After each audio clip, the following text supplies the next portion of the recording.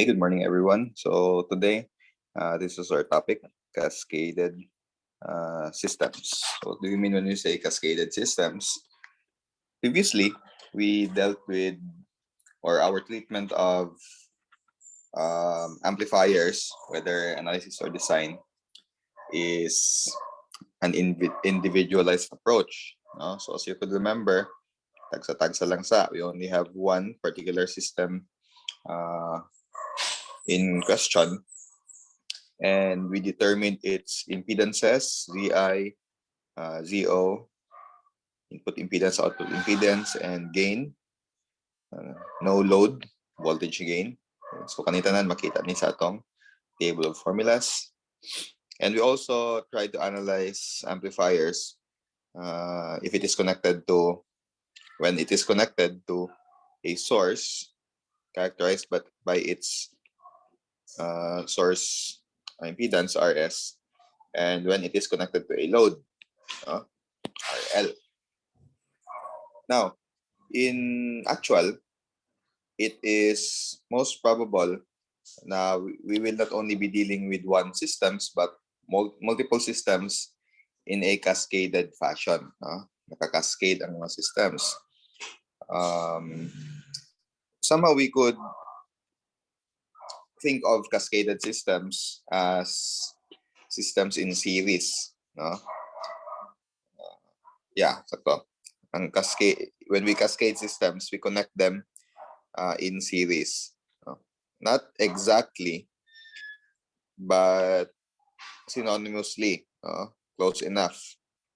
Why? Because right now we are dealing with amplifiers or even electronic systems in a systems point of view, two-port approach, systematic approach. So we do not really need to know what is inside our system, what particular devices and components are inside. So kung systems na siya nga point of view, it will only be represented with a black nga box, or black diagram. And when we connect it in cascade, so series na to siya. We might cascade multiple systems, In this case, we have 3 systems or 4 systems, It's also possible nga these are not all amplifiers. Most probably, this is an amplifier. Maybe the first one. The first one is an amplifier. The second one is a filter. The third one is an oscillator. So, pwede nga na. Actually, pwede po nga amplifiers lang tanan. Pwede lagi na sila nga amplifiers lang tanan. So, right now, in this part of our study of electronic systems, we'll be going to consider na amplifiers lang tanan atong i-cascade. So the systems that are being cascaded are all amplifiers lang sa. So we could start with just at least 3. Okay, 3 amplifiers that are cascaded. So look, amplifier nga naka-cascade. The first amplifier, so let's label each of these as amplifier 1, amplifier 2, and amplifier 3. So the first amplifier is the one that is connected to a source, to a signal source. So this is our RS. The last amplifier, amplifier 3, is the one that is connected to a load. So load, characterized by a resistor, RL.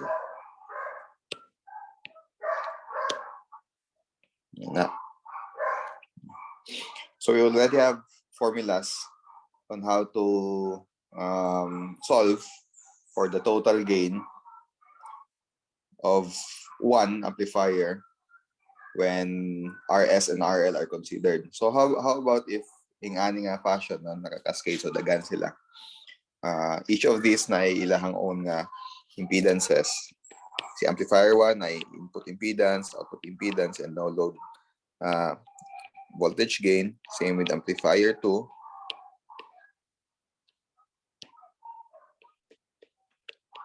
And amplifier 3.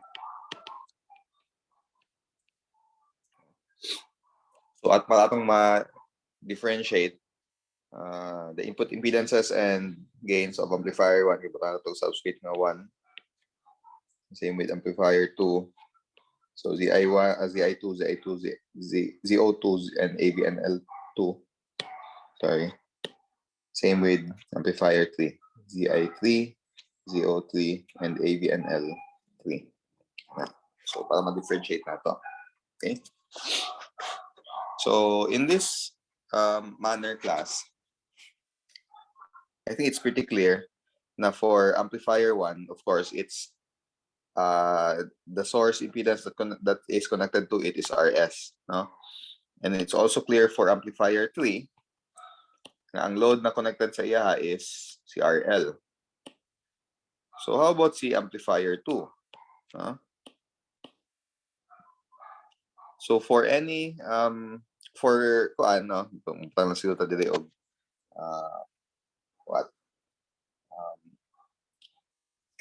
statement, no? Let's say we have a middle, no, na amplifier. So natin pag-formulate. So let's consider, no? Consider amplifier 2. But this will still work for amplifier 1 and amplifier 3. Kang amplifier 2 lang tang una og tanaw because it will be much easier if you will consider amplifier 2. So considering amplifier 2,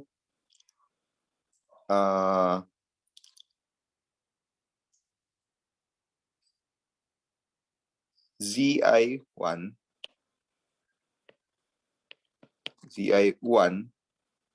of amplifier 1 will act as RS to amplifier 2. Okay? In the same way, na for amplifier 1, its RS is this one. For amplifier 2,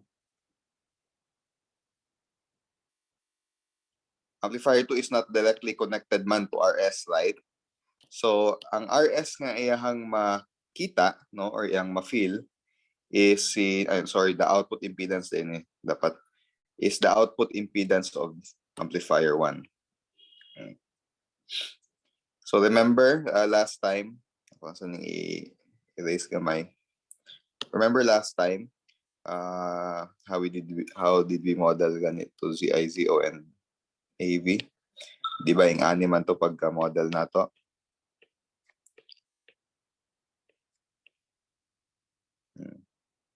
So this is ZI1. This is ZO1. And this is AVNL, which is multiplied to VI. So notice class, if we consider amplifier 1, of course, the source impedance na iyang ma-perceive, no, iyang ma-feel, is the actual RS. Okay? But for amplifier 2, the source impedance na iyang ma-feel or ma-perceive is si ZO1 of amplifier 1. Okay? Is that clear? Tama ba? Sir. Okay. So considering amplifier 2, ZO1 of amplifier 1 will act as RS to amplifier 2. And ZI3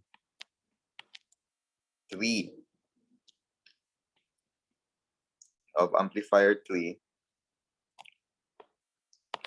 will act as its load, RL. Okay. So the same gapon, si amplifier 3 is connected kay RL. Now, in simpler terms, ang load, no, load ni amplifier 2 is si input impedance ni amplifier 3. Okay? So,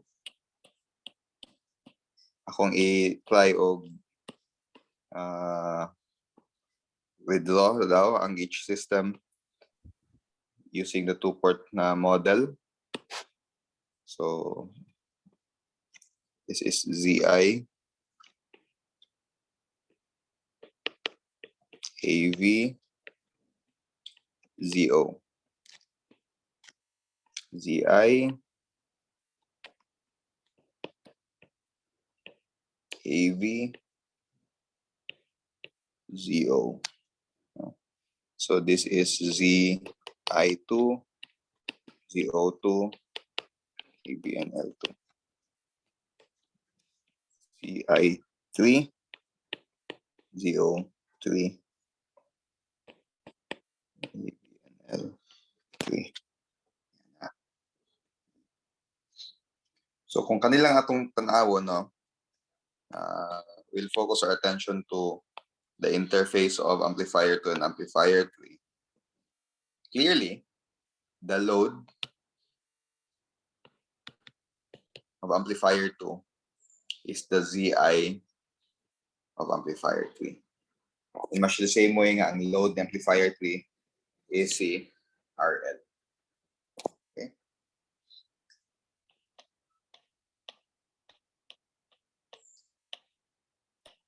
So mas dali ni siya remember, no, if we'll try to solve examples. But before we move further, one or second siguro nga statement. The total, okay, gain of the cascaded systems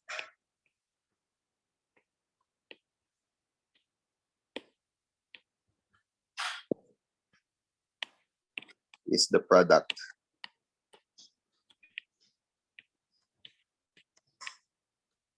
of the individual ideally loaded gains. That is AV total is equal to the product of AV1 times AV2 times AV3, so on and so forth.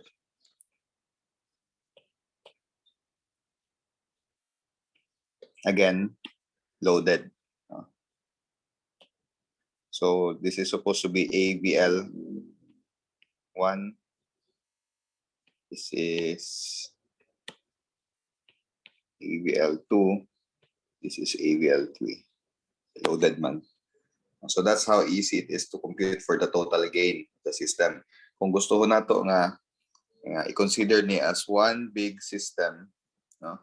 Meaning the total gain of this one big system is the product of the individual gains of the individual systems. I think that's easy for us to wrap our heads around. Okay. And so man ako na-miss nga point. Yeah, I think I'm good na eh. So let's move to solving some examples. So believe me, this would be very, very easy. So itong formula last time. So tao na.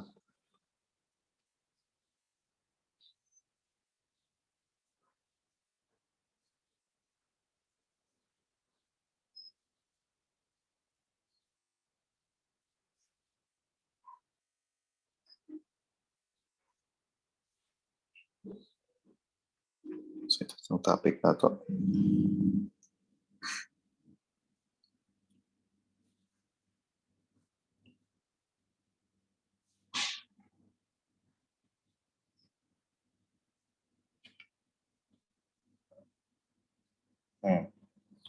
Anyway, sige lang na siya delete. No? Dito na ako malocate ka lang. Notes to siya. Class notes. Class notes.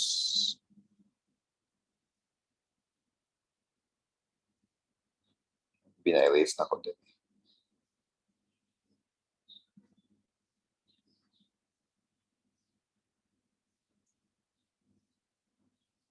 Katong formula bitaw sa AVL ug AVS.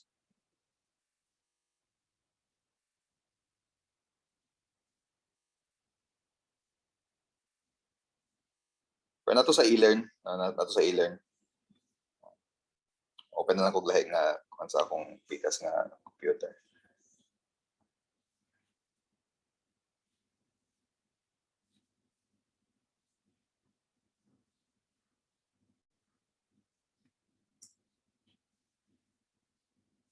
Ang title sa file is two-port system approach. So i-locate lang to. Nato sa e-learn. Ako siguro na-erase dito sa akong tablet. Anyway, so let's try to solve some examples using what we have learned this morning and using the formulas from our two-port systems na notes. Start with this one, problem 43. Loaded gain of each system and the total gain. Loaded current gain. Kailan. So let's just solve for the loaded gain and the total gain of this particular system. So we have two common emitter amplifiers with the same parameters, identical parameters. So if you observe, parehara ilahang characteristics class. So this is our RS, this is our RL. So compute for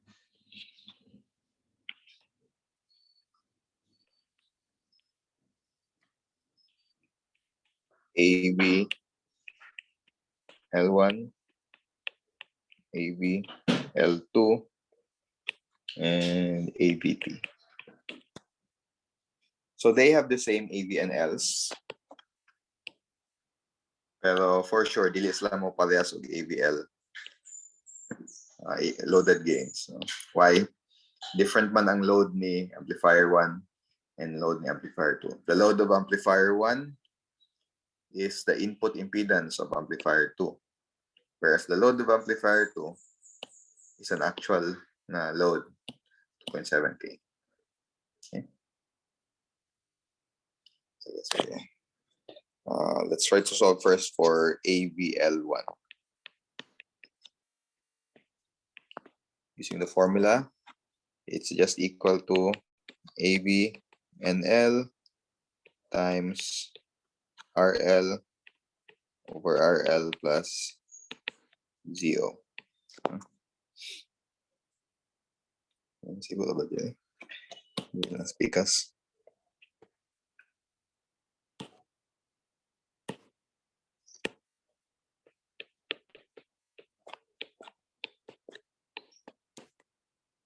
AVNL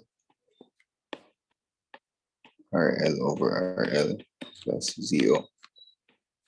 So as for AVL1, ang yang AVNL is si AVNL1, of course. Ang yang RL is not this RL, but si ZI ni amplifier 2. Again, the ZI of amplifier 3 will act as its RN.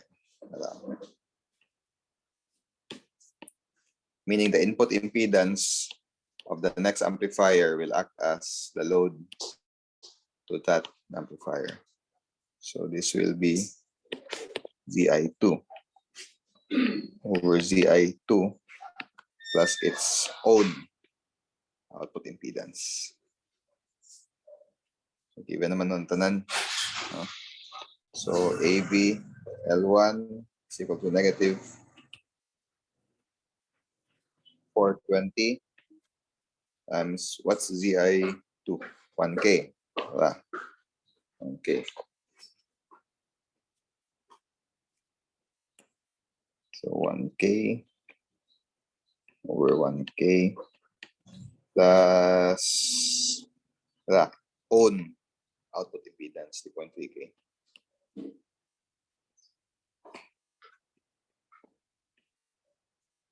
So AV L1 is equal to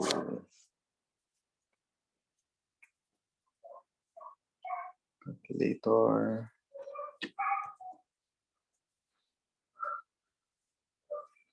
Negative 98, more or less. Ito na lang i-round up to nearest ones.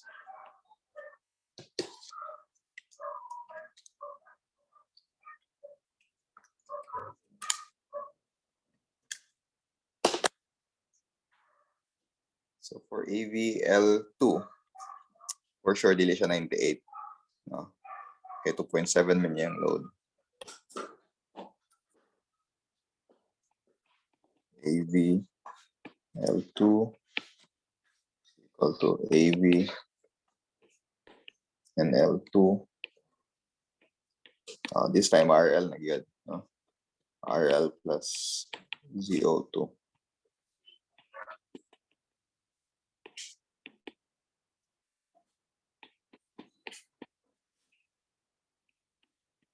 $7K for 2.7K plus 3.3K.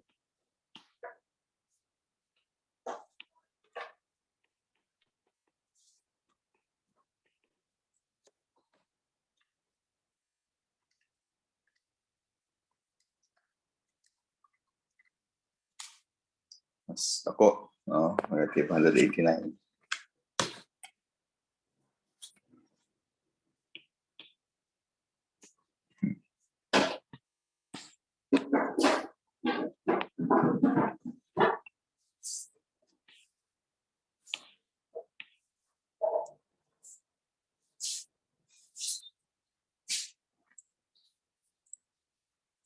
So the total voltage gain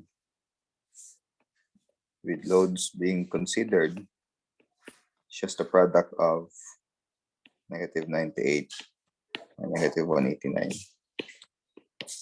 is equal to 18.5K. Positive na. No? So 18.5K or 18,500. No unit.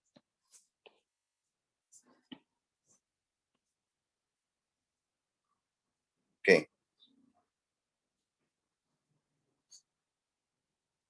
So nagamit si RS, no? Nagamit si RS.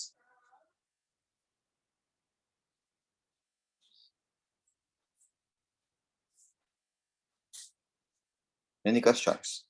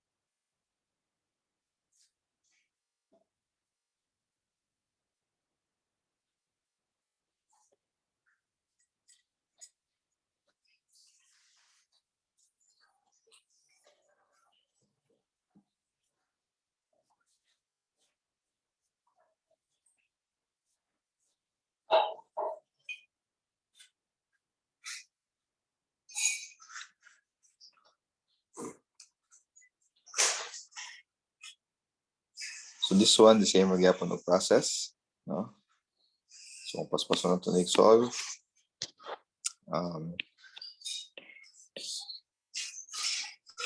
AVL1 is equal to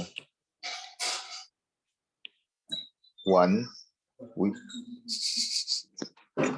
1 times yung load. Load is this one, 1.2K. 1.2K over 1.2. 1.2K plus yung own. Ay, kamay kayo. Output, 20. Naroon ni sa 1 yapon, no? 0.29 yun eh. Okay. 1 times 1,200 over 1 to 90. 1 to 20 na day ganit. 0.98. Almost 1 lagi hapon. No?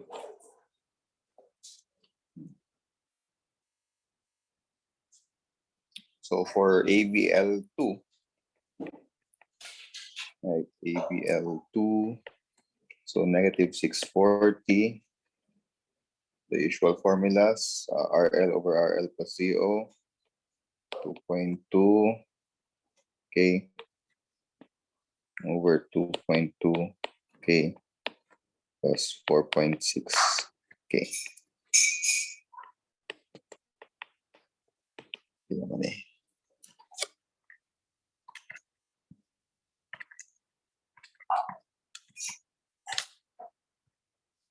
$207.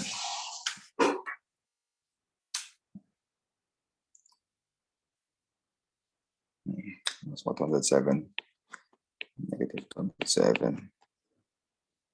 So, ang totalan eh, multiply lang ng duha.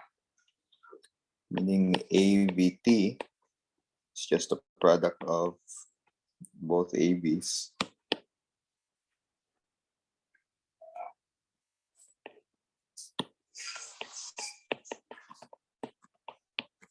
Negative 0.98 times negative 207. 200 lagi po nino.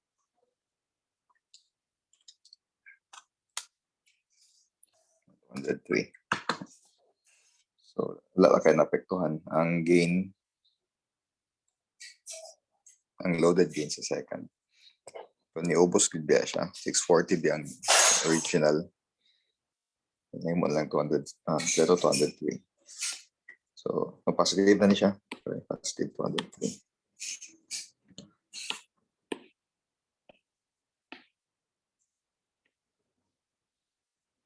So, it's easy because we already have the 2-port systems na characteristics. No? As long as given lang kita ng class, yan kaya siya lisod.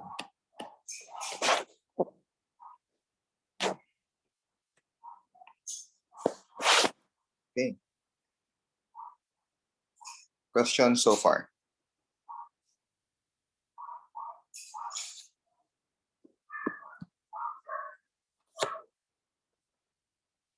Wala, sir. Kalo pa? None so far. Sige, sige. Thank you. So, siguro we'll end here. I think 2 examples are enough. The first and second procedures pag solve first and second parealaman. So again, I think 2 examples are enough. So about this one, problem number 46.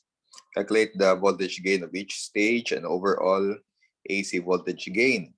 So dili siya 2-port systems. Device point of view. Dili siya systematic but device siya. But I think di magyapon ni siya isugid kaayo.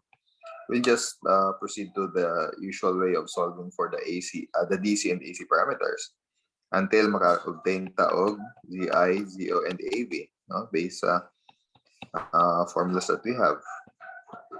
ZI, ZO, AV gapon. Yan. But kani wala man siya load nga given, so we have no choice sa pag-solve sa total voltage gain. We'll use the AV and L of the second. Yan na lang, dali naman gihapon eh. Mas pananigamay, mas time consuming. But in terms of difficulty, wala man yung actual na add na difficulty sa pag-solve aning nga particular problem. As long as we'll convert this circuit to this type of system, dali lagi po ito ma-solve. It's just a matter of finding ZI, ZO, and AV. Okay?